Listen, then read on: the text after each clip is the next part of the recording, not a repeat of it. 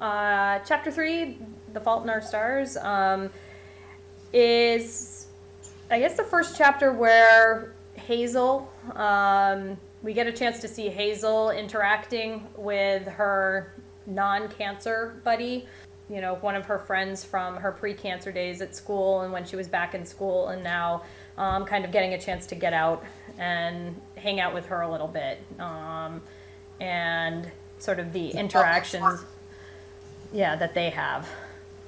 Yeah, and it's not, like you say, it's not the cancer world. It's like, supposedly the normal world. Although it seems like less normal than the cancer one. Mm-hmm. But yeah. Yeah, and I'm finding it was funny reading through this because I think I found myself switching back and forth a lot from the perspective of remembering being 17 and sort of that feeling of what is going on when you're 17, and then completely switching into parent mode and seeing this from the perspective of a parent with a child. You as a parent, you mean? Yeah, me as a parent, Oh, so I was finding myself flipping back and forth a lot. And, at one point I'm like crying and then over something, and then I'm crying over something as a mom. And like the fact that her dad just cries all the time, that cry. I'm like, oh, I love him. Right. So like the beginning of the chapter when mom comes in, like trying to be super excited that, it sounds like mom's always been celebrating all of these little moments. Yeah, her half birthday. Yeah, her half birthday. So like now with the cancer thing, it was, now she just kind of overdoes it and gets so excited over the fact that it's her 33rd half birthday. And let's celebrate. I don't know about you, but I mean, I would totally do that if I were the mom there. Like Andrew or Cheryl, one of them said that, they're good parents and they have like good relationships, and which is true, which I totally agree. But I was looking at that as a fault in a way, like being over. Something I think that extreme probably takes you to the, the way you normally are. You end up getting even, just kind of exacerbates like all of those little things. So her overdue of all of those little milestones of the half birthday or celebrating Flag Day or whatever it is, and different stuff like that. Just makes it probably that much more that she feels she almost has to. Yeah. So what'd you think about the mall visit? When they're shopping for the shoes. Well, it was funny. Like, I actually found Caitlin, I didn't like her that much. I mean, she's kind of fake and hard to believe, like that a 16-year-old would talk that way. But then later on, I actually like her when she has that conversation with her. It's not this chapter, I think, but when she talks to her about Gus, and how she likes him and everything. But later on, Caitlin redeems herself. But at this point, I didn't care for her that much. But I cut out a few parts that really grabbed me, like where she says, she talks about the unbridgeable distance that her school friends wanted to help her through, but they found out that they couldn't because there was no through. Yeah.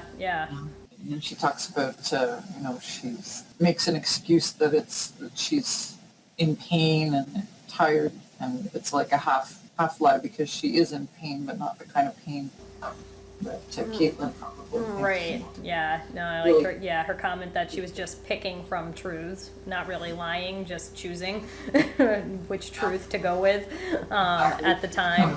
To kind of say, all right, I've reached my limit on this, and kind of need to move on. I really liked the part with the little girl at the end of the chapter. I'm wondering what it's going to mean, though. Does it come back? Does it mean? It probably means something. But yeah, I really liked it too. I won't tell you. I like that her mom let her, interact with her. Like she was, she seemed worried. She kept saying whatever they get Jackie, kept calling her, but she let her put the little thing in her nose, which probably I wouldn't have. Like, oh, put that in your nose. But and then she says, I think I'm breathing better. That was sweet. So, but it is, when you have, somebody completely unaware of what's going on or why it's there, so nothing better than having like a little, a 5-year-old or however old, the girl is to come up and wonder about something, that's, and then again, then I was switched over into mom, and like for that girl, my daughter's 5, and I could see my daughter going up and asking somebody that, and wondering and being completely sincere, about and curious why that was happening. And unlike Caitlin, very unlike. Right, and it was a really, really big contrast between, that sort of, I guess sort of the trying to be something when you're 17, and, what's important to you when you're dealing with the normals of everyday teenagerness, and then what's normal when you're dealing with something so huge, that Hazel is, that's become sort of her everyday reality.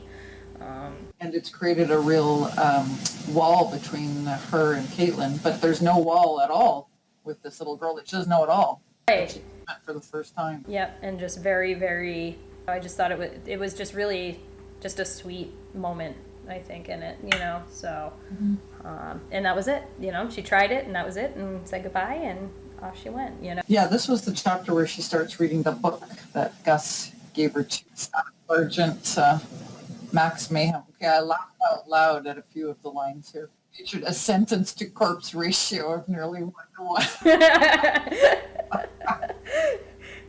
I like the math in that. But. Yeah, right. And then at the very end of the chapter, I like being alone with poor Staff Sergeant Max Mayhem, who, oh, come on, he's not going to survive this. Yeah. It's all taking place in real time. All of these thoughts that she's putting down in this book, it's kind of like puts you right in her life. It's like you're watching it happen as it happens, because like random thoughts are coming in. And right.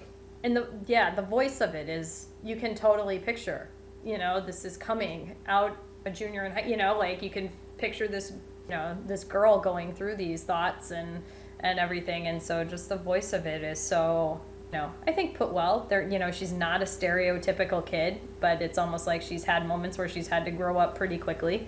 No, she's not at all. She's not anything near a typical teenager. This is the only moments where you really see Hazel kind of outside of that world, that she has, that's not her parents, her family, or her other, it's one of the only moments. And there's so much that I love about the way that he writes too. It's not just that he's funny, that he puts so much humor into it, but I don't know what the word would be, but like going back to chapter 2, there are a number of ways to establish someone's approximate survival expectation without actually asking. And one of them is to ask whether or not you're in school.